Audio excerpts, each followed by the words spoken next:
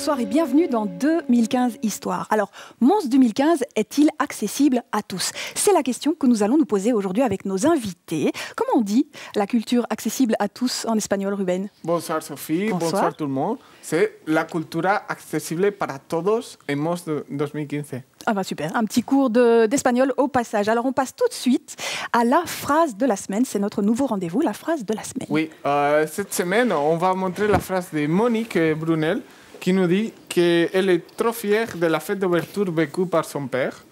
Voilà, son père c'est Alfred Brunel. Et Monique nous explique que c'est à la fois beaucoup d'émotion et beaucoup de fierté pour elle voir son père comme une superstar montoise. Son père qui est quelqu'un d'âgé et qui, malgré son handicap, parce qu'il est malvoyant, fait des tas et des tas d'activités. Il participe à des tas d'événements. C'est vraiment une personne à rencontrer et à voir en photo dans l'exposition Mon Superstar. Ouais, alors, tout de suite, on a un petit concours. Oui, on a le concours de Plaza Art. Cette fois-ci, on vous offre des tickets pour participer au FIFA, au Festival des films d'amour. Et c'est très facile. Alors, le FIFA vit sa 40e édition. Voilà, donc c'est un chiffre qu'on attend. Sur Facebook, vous donnez les réponses. Toutes les réponses, vous pouvez les partager sur notre Facebook. Et à la fin de l'émission, on va dire qui a gagné ces 10 tickets, 4 fois 10 tickets. Magnifique. Et tout de suite, sélection de tweets. Tout de suite. En fait, cette semaine, comme Sophie aime bien... Quand je dis, cette semaine, c'était dimanche. Et on est allé au BAM. On est allé au BAM avec 2000 personnes qui sont allées pour profiter du dimanche gratuit pour visiter l'expo Van Gogh. Voilà, ici, c'est nos amis. Même la pluie et tout, les gens étaient au rendez-vous. Cool. Alors, si j'ai bien calculé, comme chaque premier dimanche du mois, c'est gratuit, il vous reste 3 dimanches, 3 occasions de participer gratuitement à cette magnifique expo au BAM. Bah, il faut profiter absolument.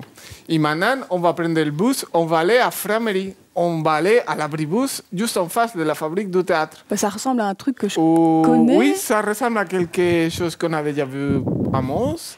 En fait, ce sont des artistes qui bricolent un abribus particulier. Ils se basent dans des palettes customisées. Quelque chose qu'on connaît, qu'on a connu et qu'on va revoir très prochainement à Mons. Oui, voilà. Si vous connaissez la réponse, vous pouvez la tweeter aussi. Et ici, c'est pour tous ceux qui sont fans de la météo. Tous ceux qui parlent de la pluie, du beau temps, qui aiment bien raconter comment... que s'il fait beau, s'il ne fait pas beau. Voilà. Et savoir, par exemple, à Mons, comment on doit s'habiller si on veut débarquer sur la Grand Place. Par exemple, est-ce que je vais me mouiller ou pas? Voilà. Vous savez, votre page Facebook, c'est Météo Mons. Et ça, c'est une page à liker absolument. Alors, tout de suite, voilà, comme on le crie dans l'oreillette, good news. Good news. La transformation de la ville de Mons depuis le démantèlement des fortifications hollandaises est le thème du projet de l'association Sauvegarde et Avenir de Mons. Nous vous en parlions dans cette même émission. Le projet poursuit son chemin avec l'appel à souscription d'un ouvrage consacré aux défis urbanistiques, historiques et sociétaux de la ville de Mons. Une exposition sur la thématique sera également inaugurée fin juin. Afin de permettre au public spécifique de vivre une visite commentée de l'exposition Vincent Van Gogh, Mons 2015, en collaboration avec Technocité et l'association Les Cèdres, lance un guide numérique. Le langage des signes, une voix off et un sous-titrage permettront aux déficients sensoriels de jouir des informations nécessaires à la découverte de la naissance d'un artiste. Ce guide sur tablette devrait être disponible d'ici 2 semaines. Vous aimez le thé, ça tombe bien car c'est la passion de Sophie. Pas la nôtre, mais celle des Télis de Sophie. Elle a son site, sa page Facebook et ses 1600 likes. Ça chauffe. Comme les idées de Sophie qui, pour 2015, a créé 12 mélanges de thé ou infusions avec 12 restaurateurs de la région. Le concept a plu à la Fondation 2015 aussi, qui vient de le labelliser. Résultat, les Télis de Sophie vous proposent un thé des Montois à chaque mois que compte l'année 2015. Santé. Bon, Sophie, ça n'est pas moi, mais je dois dire aussi que j'adore le thé. Je serais ravie de le déguster peut-être un jour sur ce plateau. Alors, bonsoir Fleur Cizère et Philippe Harmony. Philippe Harmony, vous êtes responsable de l'ASBL Passe-Muraille. Fleur Cizer, vous êtes responsable de l'accueil. Quelle est votre fonction exactement? Chargée de relations publiques, chargée de relations aux habitants, plus particulièrement. Pour la Fondation Mons 2015. Alors, on parle d'accessibilité aujourd'hui. Passe-Muraille, c'est une ASBL. Racontez-nous un peu ses missions. Quelle est sa fonction dans la ville et les activités que vous proposez? Principalement, notre mission, c'est de favoriser l'inclusion de la personne handicapée dans la société, dans le respect de la Convention de l'ONU sur les droits des personnes handicapées. Et donc, pour réaliser ces différentes missions, on travaille sur 4 grands axes, qui sont des axes de sensibilisation. Le développement d'un bureau d'études, deuxième axe, et qui permet de travailler sur l'accessibilité, le concept d'accessibilité globale. Le troisième axe est un axe de formation, qui est quand même essentiel pour savoir accueillir les publics. Et le quatrième axe, c'est parce que l'humain est le centre de notre projet et donc il est centré sur les projets Nord-Sud pour collaborer et aller rendre visite à des pays du Sud qui développent aussi des choses très intéressantes. Alors nous, évidemment, aujourd'hui, on va avoir un focus sur Mons 2015, bien évidemment, et voir de quelle manière vous avez pu travailler ensemble. Je pense que vous avez organisé en décembre dernier un colloque, Philippe Armeny, avec Passe-Muraille, autour justement de l'accessibilité dans les capitales européennes culturelles. Comment ça s'est déroulé? Quelles étaient les conclusions qui étaient tirées et comment vous y êtes pris pour organiser tout ça? Alors l'objectif, c'était surtout de montrer les bonnes pratiques qui existaient en Belgique, en Wallonie, à Bruxelles, et donc de montrer que c'était possible de rendre accessible et de permettre à tout un chacun de pouvoir accéder à la culture. Alors ça nous a permis de construire une démarche et les conclusions ont permis de constater que souvent la démarche accessibilité, pas uniquement technique, mais aussi comportementale, ou de projet, simplement, était basée sur de la bonne volonté. Était basée sur parce que quelqu'un dans le lieu avait une sensibilité particulière. Envie de rendre service un petit peu. Oui, envie de rendre service, mais plus que ça, de se dire, mais il y a sûrement quelque chose à créer derrière ça, et souvent des choses très surprenantes. Par exemple, à la Fondation Folon, ils ont mis en place un projet où les guides sont des personnes déficientes intellectuelles pour accueillir des publics ordinaires. Ça, c'est plutôt sympa. Donc c'est quand même très, très intéressant comme projet et de mettre ça en place. Alors vous vous êtes intéressé aux conclusions par rapport à l'étude sur Marseille 2013, par exemple. Quelles étaient les conclusions? Les conclusions, principalement, c'est que pour eux, c'était un public essentiel à pouvoir toucher, sauf qu'ils ont mis en œuvre leur action que très tardivement. Quasi à la fin de l'année 2012, ils ont commencé à réfléchir, à dire mais comment on va faire pour développer ça. Et donc notre objectif à nous, c'était à un moment de dire mais on va peut-être pas permettre à la Fondation Mons 2015 d'attendre trop tard. Donc, voilà. Mais je crois qu'ils ont pris bonne note. On en parlera tout de suite après le reportage qui montre l'application smartphone et tablette que vous avez développée. Tout de suite, on voit ça. Notre défi du jour, 1 minute 30 pour vous présenter... Urbastep. Urba quoi? Mais c'est quoi ça?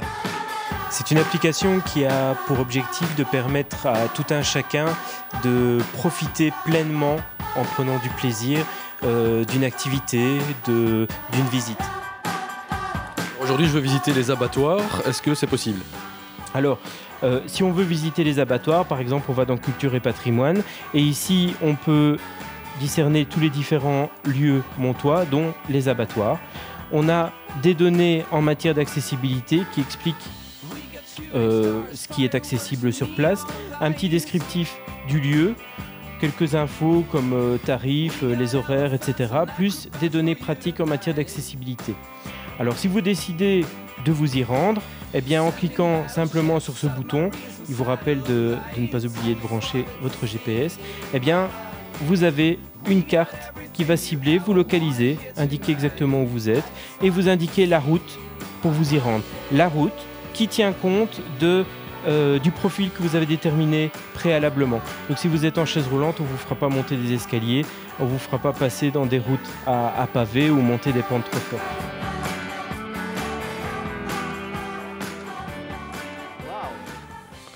Alors, Fleur Cizer, qui travaillait à la Fondation Mons 2015, quel est votre rôle exact en termes d'accessibilité? Quelles sont vos missions particulières?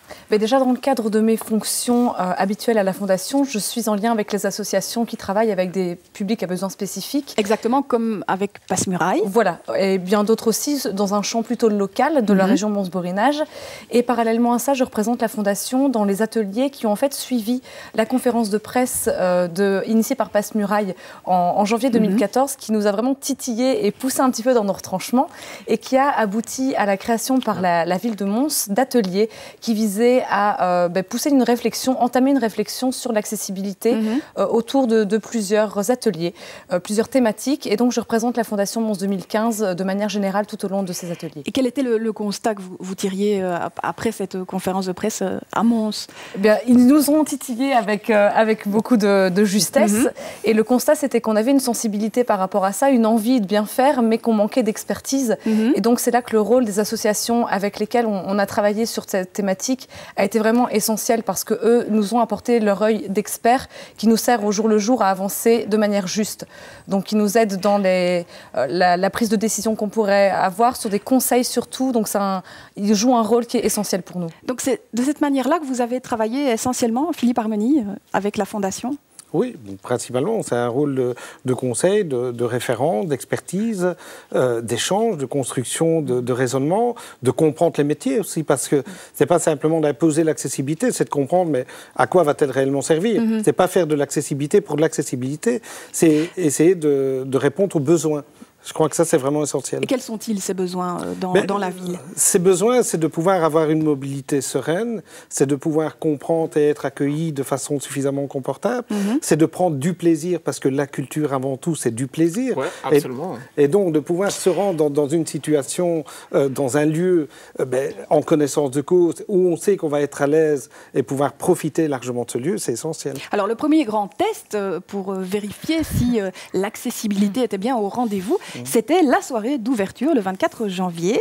Alors, qu'est-ce qui avait été mis en place? Je pense, Ruben, tu as une petite Justement, info à nous sur donner. la soirée d'ouverture, vous avez lancé une enquête online où les citoyens peuvent commenter comment ils ont trouvé la soirée. Tout à fait. Ici, c'est l'enquête d'accessibilité de la soirée d'ouverture de Mons 2015. Tout à fait. Et là, on peut la partager, on peut la remplir. Et en fait, avec ça, qu'est-ce que vous voulez collecter? Vous voulez collecter des avis? Alors, on veut collecter des avis, on veut voir ceux qui ont participé et ceux qui n'ont pas participé aussi, c'est l'objectif. Et surtout, de faire profiter et de partager avec les associations, avec la Fondation, de profiter, mais qu'est-ce qu'on peut faire, continuer à avancer pour justement répondre aux besoins. Qu'est-ce qui a été fait, notamment le 24 janvier? Quels dispositifs ont été mis en place spécifiquement pour cette soirée-là? Alors, en amont, il y a une communication ciblée qui a été réalisée en lien avec différents services, donc les services de production qui travaillaient vraiment sur le terrain, également les services de police qui nous ont aidés à organiser tout ça. Et le jour même, il y avait certains endroits qui étaient accessibles via notamment des plateformes, par exemple surélevé pour permettre au public de voir mieux. Là, c'est pour les chaises roulantes, exactement. Oui. Aussi, tous les stands d'infos qui étaient munis d'informations très pratiques pour pouvoir répondre aux questions. Par exemple, je suis malvoyant, sur quelle installation puis-je me rendre pour pouvoir profiter du spectacle? Aussi du personnel qui était sensibilisé à une manière d'accueillir ce public à besoins spécifiques pour que, justement, comme le disait Philippe, la visite et la soirée se passent pour le mieux pour tout le monde. Je pense qu'il y avait une chose un peu particulière dans Sainte-Vaudrue. Racontez-moi un petit peu, Philippe Armeny. Je pense qu'il a été essentiel vraiment qu'on soit accessible à tous. Alors l'accessibilité, c'est pas que la chaise roulante, c'est pas le fait de mal voir, c'est aussi le fait peut-être de ne pas comprendre comme tout le monde. Et donc il y avait une traduction gestuelle qui était faite pour permettre justement aux personnes sourdes qui étaient signantes de pouvoir accéder à l'événement. Alors votre 24 janvier à vous, parce que ça ne se voit pas et c'est un peu curieux de le dire, mais vous êtes malvoyant. Je suis malvoyant, oui, en effet. Alors comment ça s'est passé? Quelles étaient les choses qui fonctionnaient bien pour vous et les choses qui fonctionnaient moins bien? Dans l'événement, je pense que c'est justement par rapport aux besoins spécifiques qu'on peut rencontrer. Il y a d'abord le problème individuel dans lequel on se situe, c'est-à-dire d'avoir la difficulté de pouvoir se déplacer, de pouvoir repérer. Mais ce qui était important, c'est de pouvoir avoir les bonnes informations aux bons endroits. Alors, je ne suis peut-être pas le bon exemple, parce que, étant au cœur aussi de la participation, je n'ai pas tout à fait d'objectif. J'ai des bons tuyaux. Et des bons tuyaux. Et donc, mais c'est vrai que ce qui était important, c'était de vérifier la qualité de l'information, de savoir où on pouvait aller assister à quel événement et de quelle façon. Être à l'aise, comment on pouvait se déplacer d'un point à l'autre le plus aisément possible pour prendre le moins de risques possible, d'aller boire un verre, de partager. Donc, c'était aussi d'avoir des informations plus précises pour rester dans la convivialité et non pas dans le stress et la peur de dire « je vais aller là, je suis en danger ». Tout à fait, pour vraiment bénéficier de tout ce qui était proposé au mieux. Alors, on va lancer une petite séquence qui rejoint tout à fait ce dont nous parlions. Laura Canducci est allée avec des citoyens visiter une expo. C'est un rendez-vous qui reviendra fréquemment. Et là, c'est Colette avec son mari qui est en chaise roulante et ils visitent l'expo Mons Superstar. C'est parti.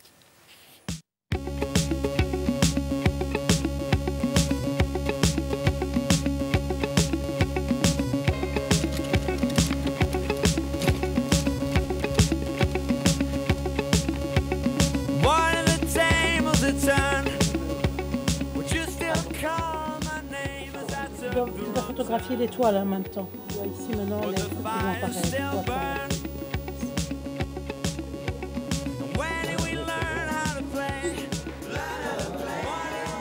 Jean Charles. Oui. Finalement, bon, on n'a pas besoin de guide et finalement, chacun regarde et lit ce qui l'intéresse. Donc, je trouve que c'est finalement plutôt bien fait. Ouais. Ça, c'est de la rue, ça. Son nom a une rue à Mons, donc on connaît la rue, mais j'avoue que je ne savais pas ce qu'il avait fait, donc voilà, maintenant je sais que c'est un géologue. Pour ce qui me concerne plus particulièrement, la mobilité n'est pas toujours évidente, mais et alors il y a certains titres qui sont un petit peu hauts, donc j'ai un peu de difficulté pour les voir, mais sinon, non, c'est assez original et c'est plutôt amusant et bien fait, quoi. Alors, est-ce que tous les lieux maintenant des événements Mons 2015 seront accessibles? Est-ce que vous avez tout pensé, tout conçu, tout prévu, Fleur Siffer? Alors clairement, non. On va pas faire de fausses joies. On y travaille. L'objectif, c'est de rendre des lieux accessibles, des événements accessibles, de pouvoir développer des adaptations. Mais soyons clairs, l'objectif qu'on développe lors des ateliers, c'est vraiment de lancer une réflexion, de prendre le prétexte de Mons 2015 pour travailler sur l'après 2015. Il faut que Mons 2015 serve de prétexte pour lancer une réflexion et entamer tout un travail entre les associations, les structures culturelles, pour que ce réflexe de l'accessibilité devienne un automatisme finalement. Ça, c'est quelque chose qui doit vous faire particulièrement ça, c'est plaisir, bingo, vous, Philippe Armeny. Ah, on a gagné au loto, là. Hein. Parce que vous parlez aussi, on a parlé des chaises roulantes, on a parlé des personnes handicapées physiquement, mais il y a ce que vous appelez, vous, les handicaps invisibles. Oui. Alors, est-ce que tous ces lieux seront conformes? Est-ce que, pour vous, est-ce que ça vous parle? Ben évidemment que ça nous parle. La majorité des handicaps sont invisibles. Hein, on n'est pas dans la démonstration nécessairement. Donc, c'est quoi un handicap invisible? Qui est une personne à mobilité réduite, par exemple? Vous avez un parfait exemple devant vous. Oui. Hein, voilà, c'est une personne qui a un problème cardiaque, c'est une personne qui a un problème de surdité, c'est une personne qui a un problème de santé mentale également. Donc, on peut avoir différentes situations qui sont amenées et donc qui ne sont pas détectables nécessairement.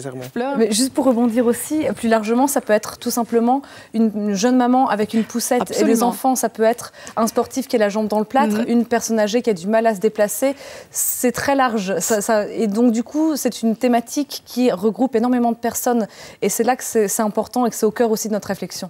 Alors, vous avez des tas d'activités dans Passe-Muraille, et notamment le langage des signes, et vous organisez. Ruben a trouvé quelque chose. Ouais. C'est vrai, Philippe. Vous avez des bonnes adresses. Il a trouvé ici les conversation parties. Oui, tout à fait. Ce sont des fêtes, des conversations en langue des signes. C'est comme votre plateau. C'est un endroit de convivialité. Et donc, on se rencontre, on peut parler la langue des signes, pas la langue des signes, peu importe. L'idée, c'est de se rencontrer et de partager un moment et de rencontrer la culture de l'autre. Et de partager cette culture au travers de jeux, vraiment de la convivialité. Et si vous me permettez, pour faire, vu que Ruben a des bonnes adresses, je vais lui en donner une bonne, c'est que nous avons aussi, dans 2 semaines, un stage en langue des signes, de base, qui va permettre à tout à chacun de pouvoir accéder aussi, d'apprendre la langue des signes. Voilà. Donc, c'est important. Je suis sur le stage.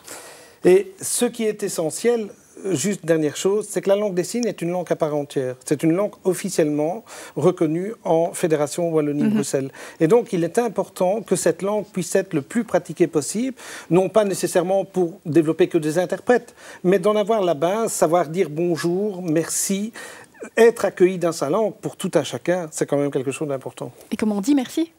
Merci. Ah bah voilà, donc merci à vous.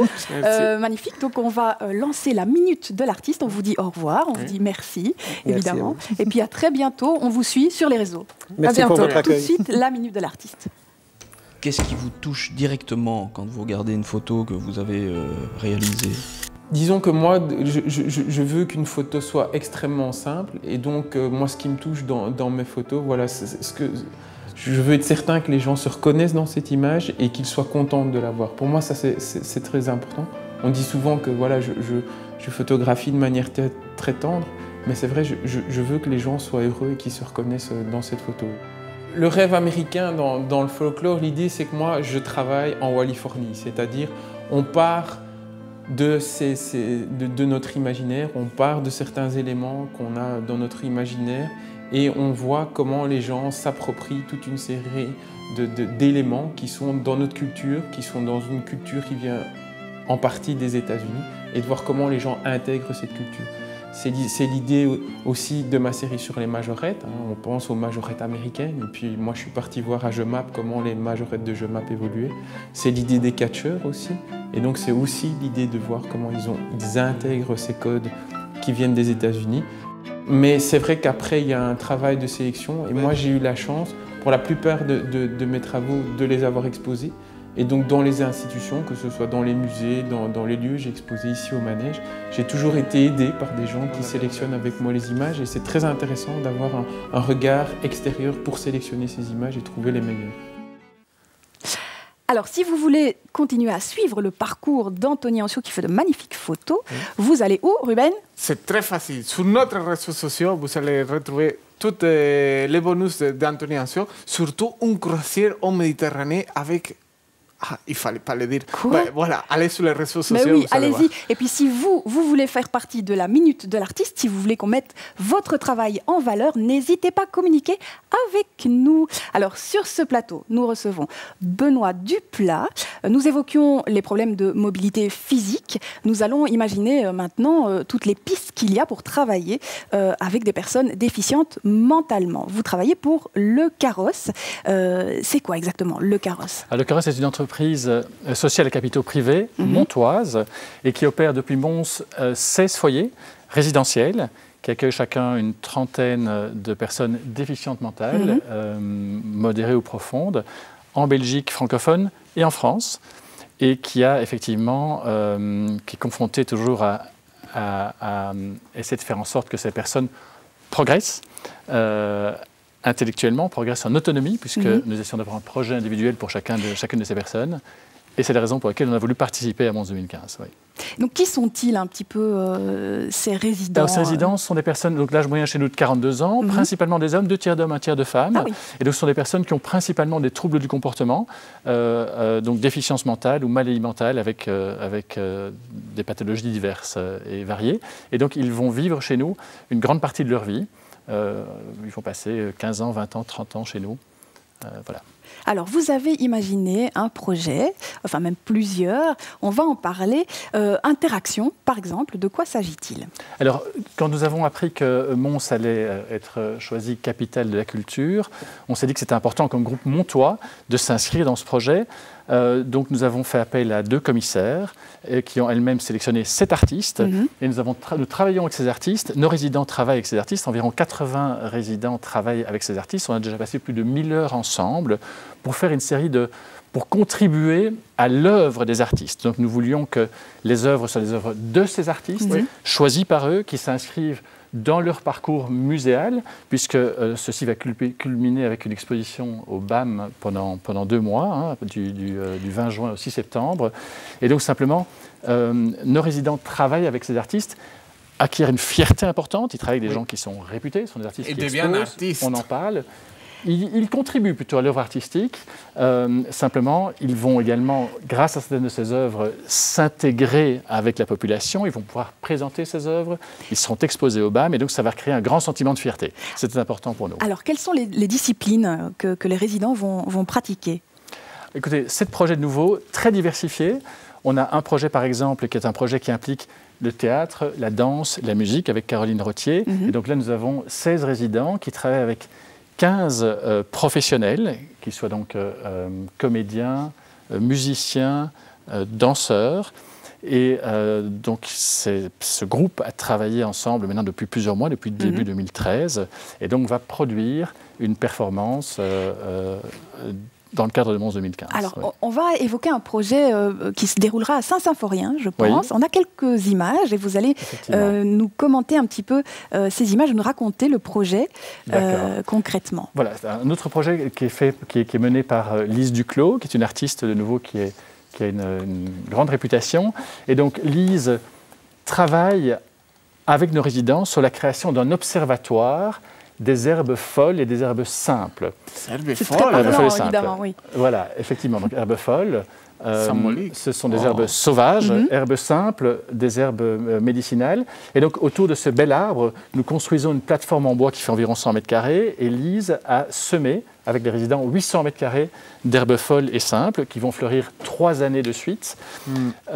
L'observatoire et nos résidents vont accueillir les voisins, le public, et leur présenter simplement ces herbes, discuter avec eux. Nous aurons des petites séances sur la plateforme en bois où il y aura des déclamations de poésie, des moments musicaux, des dégustations diverses et variées. Et donc là, le but aussi est de faire en sorte que les Montois et les visiteurs de Mons 2015 rentrent dans nos foyers, découvrent ce que nous faisons et que les résidents acquièrent de nouveau cette fierté en pouvant converser, montrer, exposer ce qui se passe. C'est provoquer la rencontre. Provoquer la rencontre. Alors j'ai un petit sujet à vous montrer. Je ne sais pas si vous connaissez l'ASBL Cachemire qui s'occupe d'enfants et leur permet de créer également. On va voir ça tout de suite. Donc cette chaise, c'est le premier objet que nous avons réalisé pour Mons 2015. On l'a réalisé aux ateliers créatifs du Cachemire ici à Boussu-Bois. On a fait bien d'autres choses depuis. Donc ça fait plus de 3 ans que le Centre d'expression et de créativité Cachemire travaille sur les thématiques de Mons 2015. Donc nous avons fait plusieurs exercices sur Van Gogh. Ensuite, nous sommes plus attardés sur les tableaux de Uccello et Raphaël qui parlaient du combat de Saint-Georges et le dragon. Et nous avons décliné ça de différentes façons. Donc on peut voir en dessin. Les enfants se sont photographiés devant un décor et nous les avons placés devant leur propre dessin. L'objectif, c'est d'une part de se prendre du plaisir et que les gosses prennent du plaisir à découvrir de nouveaux territoires, de nouvelles techniques, de croiser ces différentes techniques, d'avoir un autre aperçu que la culture qu'ils côtoient quotidiennement. Et ce qui est aussi important pour eux, c'était que Mons 2015, c'est une fenêtre ouverte sur le monde. Et c'est pour cela qu'on s'est investi dans ce projet-là. En plus, ce qui était important pour nous, c'est que le jeune ne soit pas que spectateur de manifestations, mais qu'il soit acteur. Et donc, dans notre logique de travail, on aime confronter les matières, on aime confronter les techniques, on aime croiser de la photo, de la vidéo, du chant, tout ce qui est possible. En fait, on n'a pas de limite. Je pense que la culture, c'est le levier essentiel du développement de la citoyenneté au niveau des jeunes. Je pense que c'est à travers ça qu'ils commencent à se construire un point de vue, ils peuvent confronter leurs idées avec d'autres idées, et je pense que le monde de l'art et de la culture leur apporte ça. En somme, Benoît Duplat, votre travail avec le carrosse est un peu le même. Finalement, là, il s'agit d'enfants, mais vous, de personnes déficientes mentalement, mais c'est les rendre acteurs et pas uniquement spectateurs. Voilà, les rendre acteurs, contribuer à leur autonomie, les rendre fiers de ce qu'ils font. Voilà, faire en sorte qu'ils soient de plus en plus inclus dans la société. Alors, une activité dont je pense vos résidents vont être fiers, c'est l'exposition Mon Sens. Oui. Parlez-nous de ce projet. Alors, Mon Sens, 2 piliers. Un dans lequel nous sommes très actifs, qui est justement l'exposition du résultat du travail de ces 7 artistes, mais également le processus qui a mené à ce résultat, puisque c'est 2 ans de travail. Ouais. Et donc, ce qui est tout aussi intéressant que le produit final, c'est la collaboration et le long cheminement pour arriver à ces œuvres. Deuxième pilier, qui est plus géré par Psycart, qui est une association que je vous invite aussi à rencontrer, et qui va plutôt exposer de l'art brut, donc des pièces historiques d'art brut, et la confronter à des œuvres faites par des contemporains de la région. Alors justement, vous évoquez le terme l'art brut. Oui. C'est quoi ? C'est un peu à la mode, j'ai remarqué. Oui. L'art brut, c'est quoi? De quoi s'agit-il exactement? Alors, l'art brut, écoutez, l'art brut, donc, on parle d'art asilaire, d'art brut. Historiquement, on a retrouvé des grands artistes qui étaient, pour des raisons diverses, Moi, j'avais une enfermés. question simple. Est-ce que Van Gogh, ça pourrait être considéré un artiste d'art brut? Il avait des problèmes mentaux, il était artiste, il était un peu isolé à l'époque. J'imagine que ça pourrait probablement rentrer dans cette définition. Oui. Okay. Voilà. Super. Alors, l'art brut, c'est l'art des outsiders, de tous ceux qui ne sont pas dans les musées classiques. Voilà, l'art en marge. De l'art qui n'a pas été formaté, en quelque sorte. Absolument. C'est un peu ça. Hein. Absolument. Alors, parlons un peu des finances. L'art brut, il se monnaie. On vend pas mal de peintures, de tableaux en art brut. Quel est votre point de vue par rapport à ça? Écoutez, plusieurs choses. Donc, pour nous, ce qui est important, c'est que nous avons travaillé avec des artistes, et donc nos résidents ne sont pas les artistes. Hein. Donc pour nous, simplement, les artistes vont collaborer avec nos résidents, mais c'est vraiment l'œuvre de l'artiste que nous respectons en tant qu'artiste. Et c'est pour ça qu'elle se retrouve là-bas. Il se pourrait que certains résidents, mais ce n'est probablement pas encore le cas dans les résidents chez nous qui travaillent sur ces projets-là, dans certaines institutions, on pourrait retrouver des résidents qui soient totalement artistes, et donc j'imagine qu'il est assez cohérent qu'ils soient rémunérés et remerciés pour leur travail. Alors, on parlait d'argent. Eh bien, on n'a pas évoqué une troisième façon, un troisième moyen d'accessibilité, c'est l'accessibilité financière. Quel budget, quels moyens faut-il pour accéder à la culture, pour accéder notamment aux expos et à toutes les activités de Mons 2015 ? C'est ce qu'on va voir avec un petit reportage tout de suite, là, maintenant. Combien coûte une sortie Mons 2015? Il faut dire que les prix varient en fait. L'entrée de l'expo Van Gogh par exemple s'élève à 15 €. C'est moins cher pour les étudiants et les seniors, mais la meilleure option reste toujours la visite en famille. Ici, l'idée, c'est vraiment d'avoir des prix démocratiques pour leur permettre de venir avec leurs enfants et de faire parfois des découvertes ou de rentrer pour la première fois dans une exposition ou un musée en famille. L'expo Mons Superstar coûte un peu moins cher. Le tarif plein s'élève à 8 €, un montant que l'on retrouvera d'ailleurs dans les futurs musées montois. On a essayé d'harmoniser un peu tous les tarifs, aussi bien pour les expositions que pour les futurs musées. Et donc, il y a de nouveau un tarif plein, majoritairement ce sera 9 € l'entrée. Et puis il y a toujours un tarif réduit plutôt pour les étudiants, les seniors, éventuellement les écoles secondaires. Et puis il y a aussi un tarif famille et un tarif pour les enfants de moins de 12 ans. Mais en 2015, on retrouve aussi pas mal d'événements gratuits. C'est le cas notamment de la fête d'ouverture, la chaumière de Van Gogh, les ailleurs en folie, l'expo Mons à petits pas, le café Europa, des ateliers comme les workshops de Jean-Paul Lespagnard ou encore les Grand Ouest et Grand 8. Sans oublier un autre bon plan, surtout ne jetez pas vos tickets d'entrée aux expos. Il y a toute une série de commerçants qui sont partenaires de l'exposition Van Gogh en particulier, mais aussi de l'exposition Mons Superstar. Et l'idée, c'est qu'avec votre ticket d'entrée de l'exposition, vous pouvez vous rendre chez les commerçants, et les commerçants vous font une petite réduction, vous font un petit cadeau en fonction du commerce dans lequel vous allez. Donc c'est pas toujours facile avec un budget limité. J'imagine que vos résidents, vous devez imaginer des pistes pour leur faire visiter des expos. Qu'est-ce que vous avez comme moyen?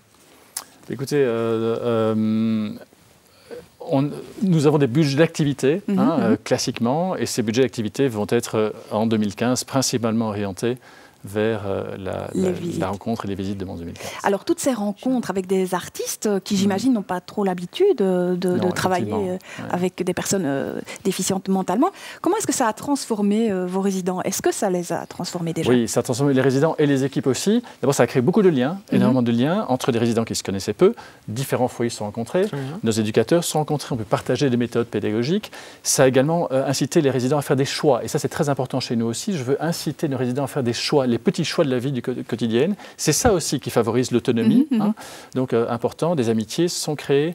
Voilà, des moments de patience aussi. Les résidents, peut-être parfois impatients, ont appris à se contrôler, se dominer. Donc, des centaines de petites histoires, de petits moments merveilleux entre ces 80 personnes et ces artistes. Magnifique projet. En tout cas, on peut rappeler les dates au BAM? Au BAM, du 20 juin au 6 septembre. Donc voilà, on vous donne rendez-vous le 20 juin. Ruben, tu as trouvé des petits tweets. Oui, en fait, ça c'est pour début juin, mais ici j'ai l'agenda de février. C'est l'agenda de février est partagé par Bernard, qui est venu ici avec Doudou Radio. Voilà, il nous dit, il n'a pas que Mons 2015 pour s'informer, il a aussi Doudou Doudou-Mons, oui. Doudou-Mons, c'est la page web sur le site de Sudinfo.